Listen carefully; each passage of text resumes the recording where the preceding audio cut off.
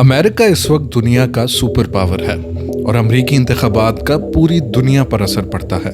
इस साल भी अमेरिका में इंतखाबात होने जा रहे हैं और सदारती उम्मीदवार में डोनाल्ड ट्रंप और कैमला हैरिस आमने सामने हैं। आइए जानते हैं कि अमेरिका के सदारती इंतखाबात में डोनाल्ड ट्रंप आगे हैं या कैमला हैरिस। अमेरिका का अगला सदर मुंतखब करने के लिए अमरीकी वोटर्स रवां बरस 5 नवंबर को होने वाले इंतखाबात में वोट देंगे। इब्तिदाई तौर पर तो ये इंतखाबात बिल्कुल वैसे ही होने थे जैसे माजी में होते आए हैं। ताहम लगभग 2 माह कबल सूरत हाल ने उस वक्त पलटा खाया जब सदर जो बाइडन ने अपना नाम वापस लेते हुए नायब सदर कैमला हैरिस की हिमायत का ऐलान कर दिया।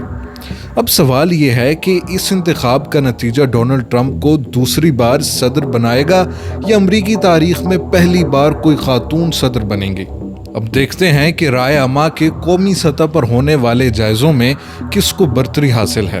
सदर जो बाइडन के इंतखाबी दौड़ से दस्तबरदारी होने के फैसले के रोज तक राय आमा के तमाम जायज़ों और पोल्स में साबिक सदर डोनाल्ड ट्रंप बरतरी हासिल किए हुए नजर आ रहे थे। जो बाइडन की दस्तबरदारी के बाद किए गए पोल्स में कहा गया है कि कैमला हैरिस के आने से भी नताइज में ज्यादा बेहतरी की तवक्को नहीं होगी, लेकिन कैमला हैरिस की इंतखाबी मुहिम में उतरने के बाद सदारती दौड़ सख्त हो गई और उन्होंने कौमी सतह के राय आमा के जायजे में अपने हरीफ के खिलाफ छोटी सी बरतरी हासिल कर ली है और इस बरतरी को बरकरार रखा हुआ है।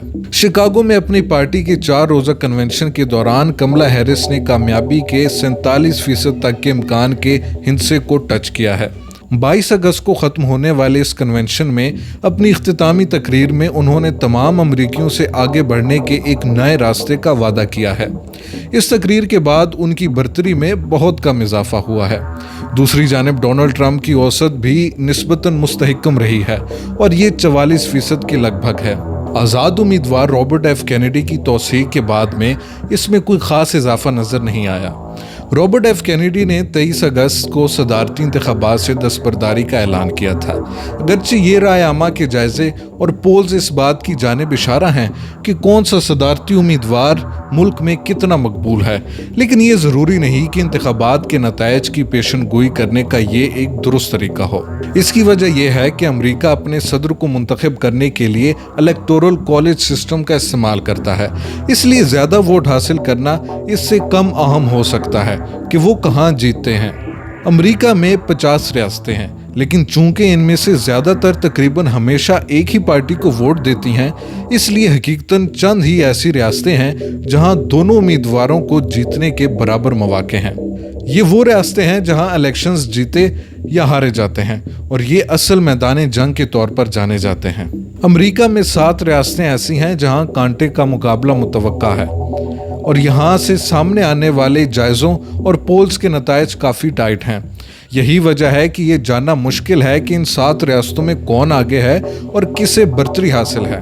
कौमी जायज़ों के मुकाबले में रियासती सतह पर कम पोल्स होते हैं, इसलिए हमारे पास ये जानने के लिए कम डाटा होता है कि कौन आगे है, क्योंकि हर पोल में गलती के इम्कानात होते हैं जिसे मार्जिन ऑफ एरर कहा जाता है, जिसका मतलब ये है कि तादाद ज़्यादा या कम हो सकती है। पेंसिल्वानिया, मिशिगन और विस्कोनस ये सभी रियासतें रिवायती तौर पर डेमोक्रेटिक पार्टी का गढ़ रही हैं, लेकिन ट्रंप ने सन 2016 में सदारती इंतखाबात जीतने के रास्ते में इन्हें सुर्ख रंग में रंग दिया था, यानी यहाँ से रिपब्लिकन को फतह मिली थी। बाइडन ने इन्हें 2020 में दोबारा हासिल कर लिया था और अगर रवां साल कैमला हैरिस इसे अपने पास रखने में कामयाब रहती हैं तो इनके जीतने के इम्कानात बढ़ जाएंगे। हैरिस के डेमोक्रेटिक उम्मीदवार बनने के बाद से दौड़ का रुख एक तरह से बदल गया है और इसका इशारा इस बात से मिलता है कि जिस दिन जो बाइडन ने सदारती दौड़ से दस्तबरदारी इख्तियार की थी तो वो उन 7 रियासतों में औसतन ट्रंप से तकरीबन 5% पॉइंट से पीछे थे।